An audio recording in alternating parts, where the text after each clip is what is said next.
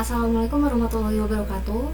Sebelumnya perkenalkan, nama saya Fidivan Diyojono, mahasiswa S1 PJJ Universitas Berasia. Di sini saya akan memaparkan hasil dari ujian tengah semester saya, khususnya untuk mata kuliah sistem bakar, yaitu review dan analisa perhitungan metode Naive Bayes Classifier pada jurnal.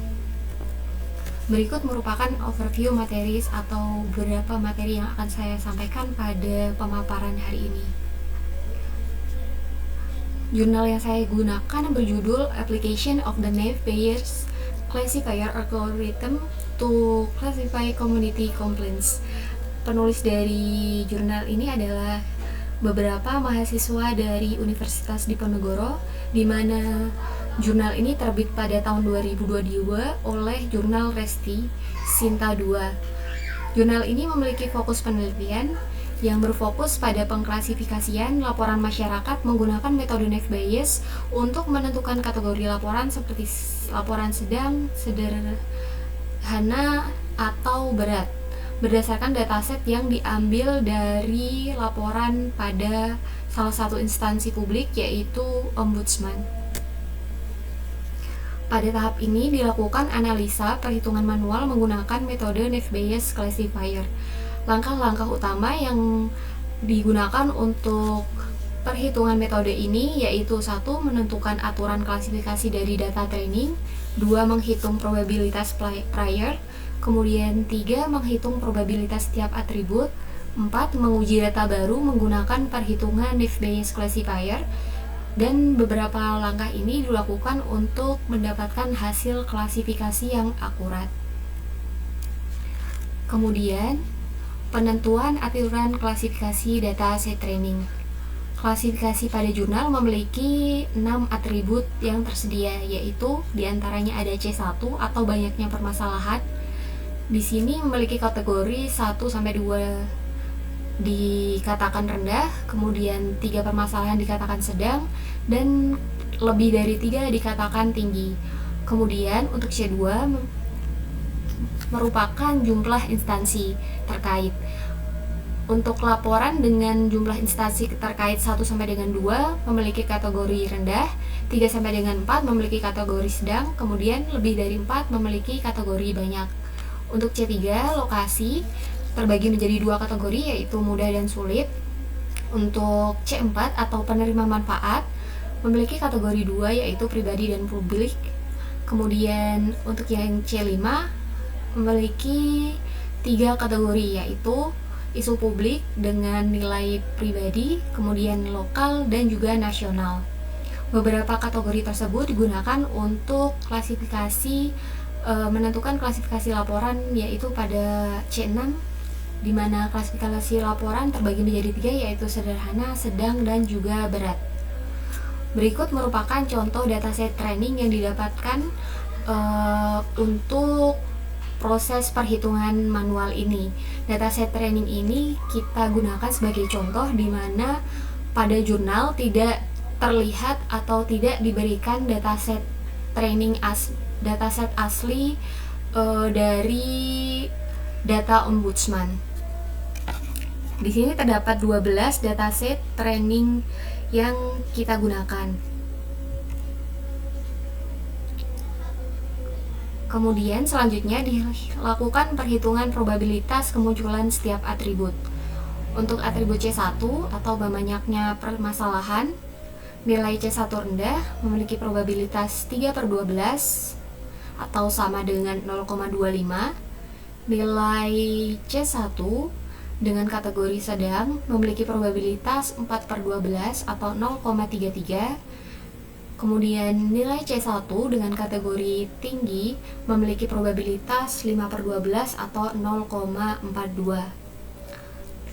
Kemudian untuk atribut C2 atau jumlah instansi.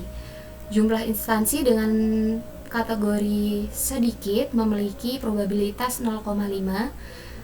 Jumlah instansi dengan kategori sedang memiliki probabilitas 0,33.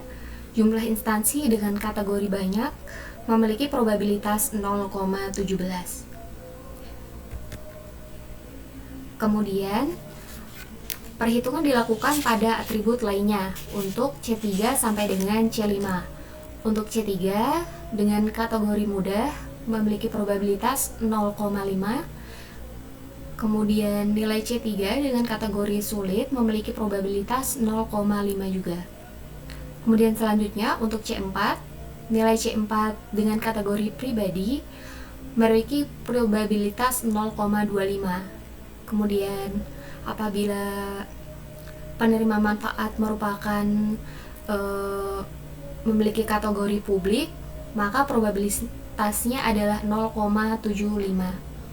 Untuk C5 atau isu publik, nilai C5 dengan kategori pribadi memiliki probabilitas 0,17. Nilai C5 dengan kategori lokal memiliki probabilitas 0,42. Sedangkan nilai C5 dengan kategori nasional memiliki probabilitas 0,42. Nilai probabilitas ini akan kita gunakan dalam proses klasifikasi data uji selanjutnya. Selanjutnya diberikan suatu contoh data uji dengan karakteristik sebagai berikut, di mana kondisinya berdasarkan data yang tersedia, diketahui terdapat sebuah laporan pengaduan masyarakat yang memiliki 3 permasalahan utama, melibatkan 2 instansi terkait, berada pada lokasi yang cukup sulit dijangkau, serta telah menjadi perhatian bagi sebagian warga setempat.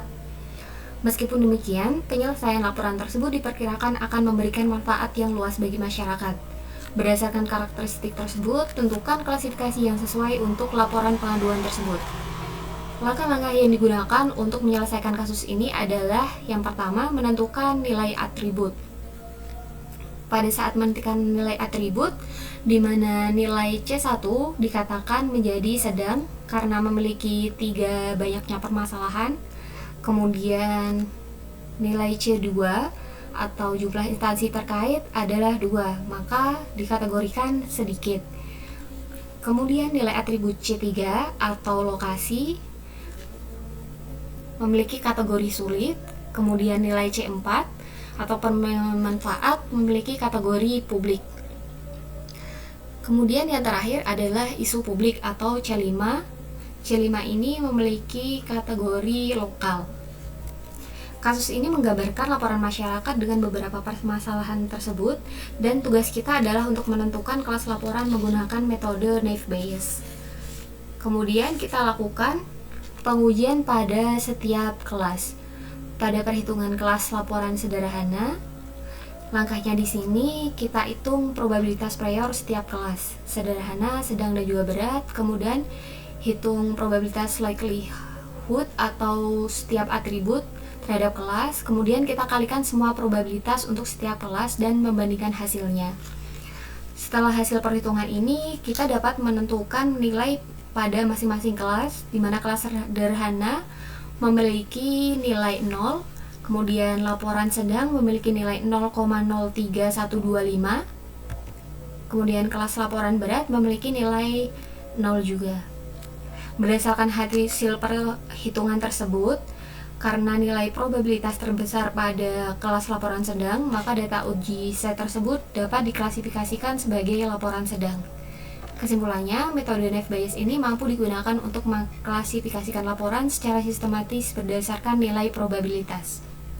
Mungkin sekian yang dapat saya sampaikan, kurang lebihnya mohon maaf. Wabillahi taufiq wal hidayah. Wassalamualaikum warahmatullahi wabarakatuh.